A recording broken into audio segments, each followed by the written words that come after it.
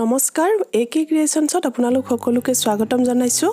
আজি আপোনালোকলৈ গধূলি সময়ত খাব পৰা ৰেচিপি এটা লৈ আনিছো আৰু হেয়া হৈছে আপোনালোকে নিশ্চয় দেখি গম পাইছে বাদামৰ চাট বা চানা বুলিও ক'ব পাৰে। খাবলৈ খুবেই টেষ্টি হয় আৰু হেলদিও হয় আৰু খাই খুবেই ভাল লাগে। এই ধৰণে আপোনালোকেও বনাই খাব পাৰে। গতিকে আহক বনাবলৈ আৰম্ভ কৰো।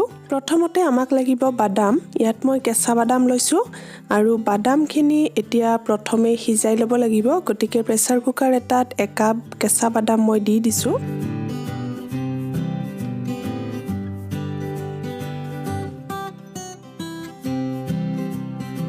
আৰু এইখিনি সিজাবলৈ ইয়াত মই পানী দিছো আৰু অলপ নিমখ দি দিছো। এতিয়া 2টা চিটি মৰালৈকে বাদামখিনি সিজিবলৈ দিম। তাৰ পিছত চাট বা চানা বনাবলৈ আমাক লাগিব পিয়াজ, বিলাহী, জলকীয়া আৰু ধনিয়া পাত। ইয়াত মই লৈছো 2টা পিয়াজ, এটা বিলাহী, 3-4টা মান কেঁচা জলকীয়া আৰু অলপ ধনিয়া পাত সৰুকৈ কাটি লৈছো। 2টা চিটি মৰাৰ পিছত গেছটো অফ কৰি দিছো আৰু প্ৰেছাৰ কুকাৰৰ ঢাকনিখন খোলাৰ পিছত এই বাদাম সিজোৱা পানীখিনি মই সেকি লৈছো। পানীখিনি অলপ সেকি ল'ব আৰু তাৰ পিছত এতিয়া বাদামৰ পৰা পানীখিনি ভালদৰে নিগৰিবলৈ থৈ দিম। বাদামৰ পৰা পানীখিনি ভালকৈ নিগৰি গৈছে আৰু পানীখিনি শুকাই গৈছে বঢ়িয়াকৈ। গতিকে এতিয়া চানা বনাবলৈ মই বাটি এটাত বাদামখিনি লৈ লৈছো আৰু তাৰ পিছত মই লৈছো অলপ শুকান বুট।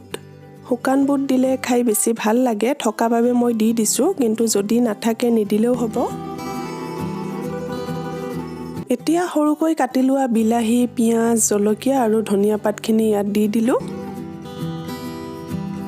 সিজোৱা বাদামৰ এই চানাটো খাই খুবেই ভাল লাগে, বহুত টেষ্টি হয়। এই ধৰণে যদি আপুনি খোৱা নাই এবাৰ খাই চাব পাৰে আৰু বনাবলৈও তেনেই সহজ হয়। এইখিনি এতিয়া ভালদৰে এবাৰ মিক্স কৰি লৈছো।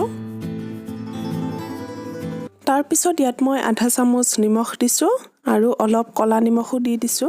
সোৱাদ অনুসৰি আপুনি নিমখৰ পৰিমাণটো দি দিব। যেহেতুকে চাট বনাইছো গতিকে চাট মছলা অলপ দিলে খাই ভাল লাগিব, সেইকাৰণে চাট মছলা অকমান দি দিছো। আৰু দিছো সামান্য পৰিমাণত ৰঙা জলকীয়া গুৰি। তাৰ পিছত শেষত এচামুচ মান নেমু টেঙাৰ ৰস দিছো। এতিয়া এই গোটেইখিনি আকৌ এবাৰ ভালকৈ মিহলি কৰি ল'ম আৰু ৰেডি হৈ গ'ল আমাৰ টেষ্টি বাদামৰ চাট বা চানা।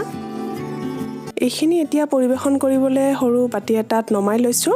সন্ধিয়া সময়ত যিহেতুকে কিবা এটা চটপটা নিমখীয়া কিবা এটা খাবলৈ মন যায়, গতিকে এই ধৰণে আপোনালোকেও যদি বাদাম আছে বাদামৰ চাট বনাই খাওক আৰু এনজয় কৰক।